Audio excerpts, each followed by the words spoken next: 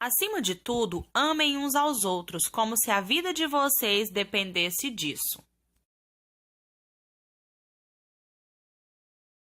Josué 4. Depois dos israelitas atravessarem o Jordão, o Eterno disse a Josué: Separe 12 homens do meio do povo, um de cada tribo, e diga a eles: Tirem do meio do Jordão, onde estão os pés dos sacerdotes, 12 pedras. Vocês devem levá-las até o lugar em que irão acampar esta noite. Josué chamou os 12 homens que havia escolhido entre o povo de Israel, um de cada tribo, e os instruiu: Voltem até o meio do Jordão e fiquem diante da arca do Eterno seu Deus. Cada um ponha uma pedra nos ombros, uma pedra para cada tribo de Israel, para que vocês possam no futuro lembrar-se desta ocasião. Quando seus filhos perguntarem o que significam estas pedras, vocês responderão: a correnteza do Jordão parou diante da arca da aliança do Eterno, quando o povo atravessava o Jordão. Estas pedras são uma lembrança perpétua para Israel. Os representantes de Israel obedeceram à ordem de Josué. Retiraram 12 pedras do meio do Jordão, uma pedra para cada uma das 12 tribos, como o Eterno havia instruído José, e as levaram para o acampamento. Ali elas foram devidamente assentadas. Josué erigiu um monumento com as 12 pedras retiradas do meio do Jordão, do lugar em que haviam parado os sacerdotes que carregavam a arca da aliança. Elas continuam ali até hoje. Os sacerdotes que carregavam a arca permaneceram no meio do Jordão até que se cumprisse tudo o que Deus havia mandado Josué dizer ao povo, confirmando a instrução de Moisés a Josué. O povo todo atravessou o rio, ninguém ficou para trás. Depois de todo o povo atravessar o Jordão, a arca da aliança e os sacerdotes também o atravessaram. Os Rubenitas, os Gaditas e a meia tribo de Manassés atravessaram à frente do povo de Israel. Estavam preparados para lutar, obedecendo a ordem de Moisés. Ao todo, cerca de 40.000 soldados armados, treinados para a guerra, passaram diante do Eterno e rumaram para as campinas de Jericó. Naquele dia, o Eterno honrou Josué à vista de todo Israel. Os israelitas respeitaram Josué enquanto viveu, assim como haviam respeitado Moisés. O Eterno disse a Josué: Mande os sacerdotes que estão carregando a arca do testemunho saírem do Jordão. Josué ordenou aos sacerdotes: Saiam do Jordão. Eles obedeceram. Os sacerdotes que carregavam a arca da aliança do Eterno saíram do meio do Jordão. E assim que os pés deles pisaram a margem, as águas voltaram a correr no leito do rio como antes. O povo atravessou o Jordão no dia 10 do primeiro mês. Eles acamparam em Gilgal, o círculo, a leste de Jericó. Foi ali em Gilgal que Josué construiu o monumento com as 12 pedras tiradas do Jordão. Então ele disse ao povo de Israel: No futuro, quando os filhos perguntarem aos pais: O que essas pedras estão fazendo aqui? Respondam: Israel atravessou o Jordão em terra seca. De fato, o Eterno seu Deus secou para vocês as águas do Jordão até que todos atravessassem, assim como fez com o Mar Vermelho, que secou diante de nós até que se tivéssemos atravessado. Isso aconteceu para que todos os habitantes da terra reconhecessem que o Eterno tinha poder para resgatá-los e para que vocês o reverenciassem para sempre. Josué 5. Os reis amorreus do lado oeste do Jordão e os reis cananeus do litoral, quando souberam que o Eterno havia secado as águas do rio Jordão diante do povo de Israel, até que todos atravessassem, ficaram muito assustados. Bastava pensar no povo de Israel para que perdessem a coragem. Na ocasião, o Eterno disse a Josué: Mande fazer algumas facas de pedra e circuncide outra vez o povo de Israel. Depois de prontas as facas, Josué circuncidou o povo na colina dos prepúcios. O motivo de Josué ter circuncidado o povo de Israel foi este: todos os homens que saíram do Egito, os soldados, morreram no deserto. Todos os que saíram do Egito naturalmente haviam sido circuncidados. Mas os que nasceram durante a jornada pelo deserto, após a saída do Egito, não eram circuncidados ainda. Na verdade, o povo de Israel peregrinou pelo deserto 40 anos até que morresse toda a antiga geração. Os homens que tinham idade para servir ao exército ao sair do Egito e desobedeceram ao chamado do Eterno. O Eterno havia jurado que eles não veriam a terra que o Eterno prometera solenemente aos ancestrais dar aos seus descendentes, terra que mana leite e mel. Mas seus filhos o substituíram, e foram estes que Josué circuncidou. Nenhum deles haviam sido circuncidados durante a viagem. Depois de terminar a circuncisão de todos os israelitas, o povo permaneceu acampado até que todos se recuperassem. O Eterno disse a Josué: Hoje removi a humilhação que vocês passaram no Egito. Por isso o lugar foi chamado Gilgal, seu nome até hoje. O povo de Israel continuou acampado em Gilgal. Eles celebraram a Páscoa na noite do dia 14 daquele mês, nas campinas de Jericó. No dia seguinte ao da Páscoa, eles começaram a comer o fruto daquela terra, pão sem fermento e grãos torrados. Depois disso, não tinha mais necessidade do maná. O pão do céu cessou. Assim que começaram a comer alimento produzido na terra, não houve mais maná para o povo de Israel. Naquele ano, eles comeram das colheitas de Canaã. Um dia, quando Josué ainda estava acampado perto de Jericó, ele olhou para cima e viu à sua frente um homem de pé que segurava uma espada.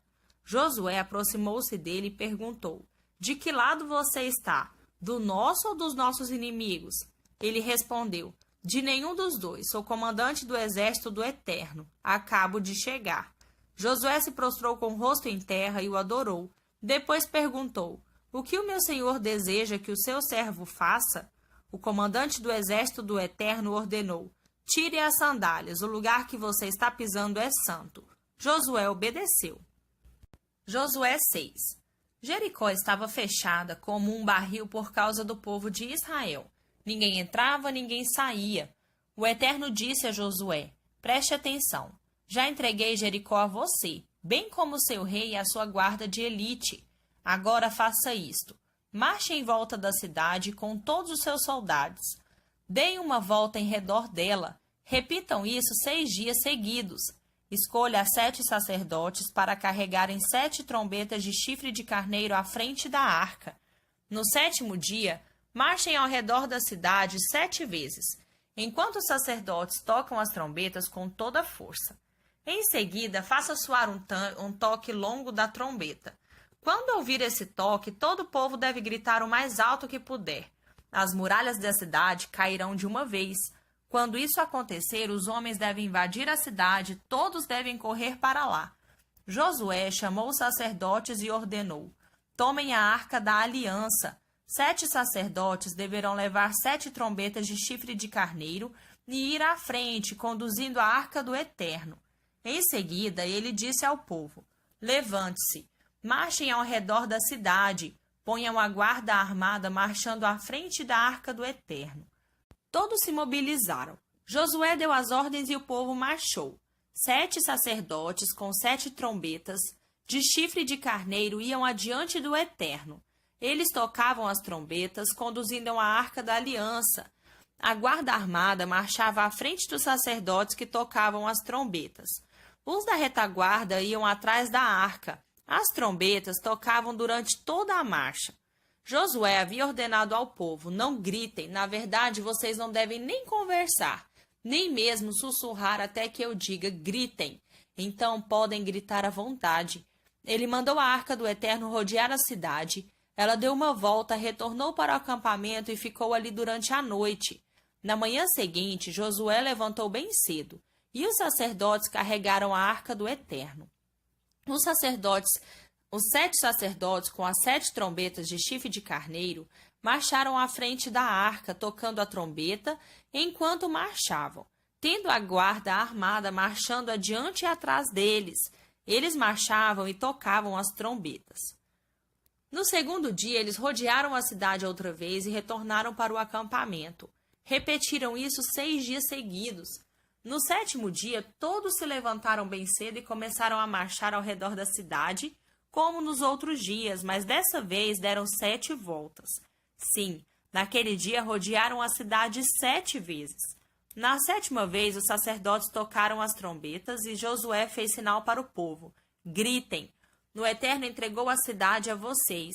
A cidade, com tudo o que existe nela, está sob santa condenação e será dedicada ao Eterno. A exceção será a prostituta Raabe.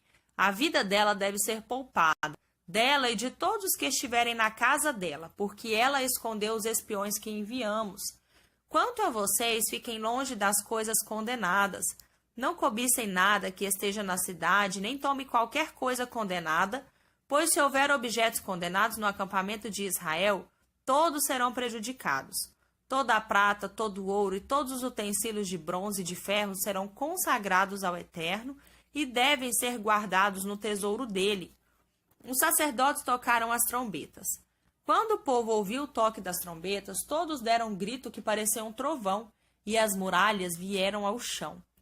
O povo correu para dentro da cidade e tomou posse dela. Eles submeteram tudo o que havia na cidade à santa condenação, matando homens, mulheres, jovens e velhos, bois, ovelhas e jumentos. Josué deu ordem aos 2 homens que haviam espionado a cidade: entrem na casa da prostituta e salvem a mulher e todos os seus parentes, como vocês prometeram a ela. Então os jovens espiões entraram e trouxeram Raabe, seu pai, sua mãe e seus irmãos. Enfim, todos os seus parentes. Eles retiraram a família e providenciaram lugar para ela fora do acampamento. Mas a cidade foi queimada com tudo o que havia nela, exceto o ouro, a prata, o bronze e os utensílios de ferro, que foram levados para o tesouro do santuário do Eterno. Josué poupou a vida de Raabe, da família de seu pai e de todos os seus parentes. Ela continua viva e passa bem em Israel, porque escondeu os espiões que Josué enviou para espionar Jericó. Naquele momento, Josué fez um juramento solene: maldito perante o Eterno seja todo aquele que planejar reconstruir a cidade de Jericó. Ele pagará as fundações com a vida do seu primogênito e pagará os portões com a vida do seu filho mais novo. O Eterno estava com Josué e a sua fama se espalhou por toda a terra. Novo Testamento. Lucas 1, do 1 ao 20. Várias pessoas se deram ao trabalho de relatar por escrito os fatos extraordinários que se passaram entre nós, que eram ao mesmo tempo o cumprimento de profecias das Escrituras. Elas basearam seus relatos em testemunhas oculares que dedicaram a própria vida à palavra. Investiguei cuidadosamente esses relatos, inteirando-me da história desde o princípio e decidi escrever tudo ao Senhor. Honrado Teófilo, para que não haja nenhuma dúvida a respeito da confiabilidade de tudo o que foi ensinado. Durante o governo de Herodes, rei da Judéia, um sacerdote foi designado para servir no grupo de Abias. Seu nome era Zacarias, e sua mulher era descendente de Arão. O nome dela era Isabel. O casal vivia honestamente, sempre obedecendo de coração aos mandamentos. Era gente de consciência tranquila diante de Deus. Entretanto, não tinham filhos, porque Isabel não engravidava, e agora eles já eram idosos. Aconteceu que Zacarias estava cumprindo seus deveres sacerdotais na presença de Deus, no turno que lhe correspondia. Quando chegou sua vez de entrar no santuário e queimar incenso, o povo estava reunido e orava do lado de fora do templo na hora da oferta do incenso. De repente, um anjo de Deus apareceu ao lado direito do altar. Zacarias ficou paralisado de medo, mas o anjo o tranquilizou. Não tenha medo, Zacarias, sua oração foi ouvida. Isabel, sua esposa, terá um filho. O nome dele será João. Você irá comemorar e pular de alegria. Não apenas você, pois o nascimento dele irá alegrar muita gente. Ele será grande na presença de Deus. Ele não poderá beber vinho nem cerveja, mas será cheio do Espírito Santo desde o momento em que sair do ventre materno. Ele conduzirá muitos filhos e filhas de Israel de volta para Deus. Cheio de poder como Elias, ele anunciará o reino de Deus e reacenderá o amor dos pais pelos filhos, despertando fé nos corações mais fechados. Ele preparará o povo para Deus. Zacarias disse ao anjo: Como posso acreditar nisso? Já estou velho e minha esposa também é uma mulher de idade. Mas o anjo respondeu: Sou Gabriel e vivo na presença de Deus. Fui enviado especialmente para trazer esta boa notícia. Mas por não ter acreditado, você ficará mudo até o dia do nascimento do seu filho. Tudo irá acontecer exatamente no tempo certo, no tempo de Deus.